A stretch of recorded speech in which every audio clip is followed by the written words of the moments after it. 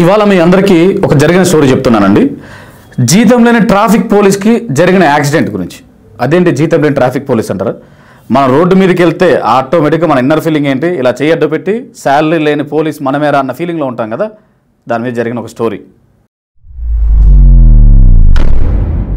ఆయన చేసిన తప్పేంటో తెలుసా అండి? అక్కడ ఎటువంటి రోడ్ క్రాస్ చేయడానికి కానీ ఇవన్నీ ఏముండవు.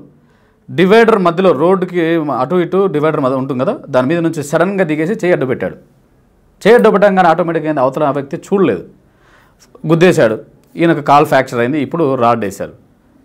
అందరికీ ఒక రిక్వెస్ట్ ఏంటంటే, మనం రోడ్డు మీదకి వెళ్ళి మనమేమో ట్రాఫిక్ కానిస్టేబుల్ లాగా వెళ్ళి చేయి అడ్డు పెడతాం. అవతలడు కంట్రోల్ చేసుకోలేకపోయాడు, కొత్తగా నేర్చుకున్నాడు, లేదా వాడు ఏదైనా ఫోన్ మాట్లాడుతూ ఉన్నాడు.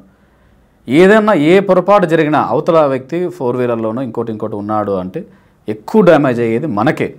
ఒక్క నిమిషం మనం ఆగి రోడ్ యూటర్న్ ఉన్న చోట లేకపోతే ఏదైనా క్రాసింగ్ ఉన్న చోట కొంచెం చూసుకొని దాటితే చాలా సేఫ్టీగా ఉంటుంది. ఇంకొంతమంది ఎలా చూస్తూ ఉంటారు, ఎలా అంటే వెహికల్స్ ఇలా వస్తుంటే అదేదో విచిత్రంగా వాళ్ళందుకు వాళ్ళు ఆపుతారులే అని చెప్పి ఇటు చూడకుండా అటు చూసి ఇలా వస్తూ ఉంటారు. ఇవన్నీ కొంచెం అవేర్నెస్ తన మీరు తెచ్చుకుంటే ఫస్ట్ మనమే బాగుంటాం. అవతల వ్యక్తి ఎలాగైనా అయింది ఆయన చూసుకోలేదంటే మన పరిస్థితి ఏంటండి?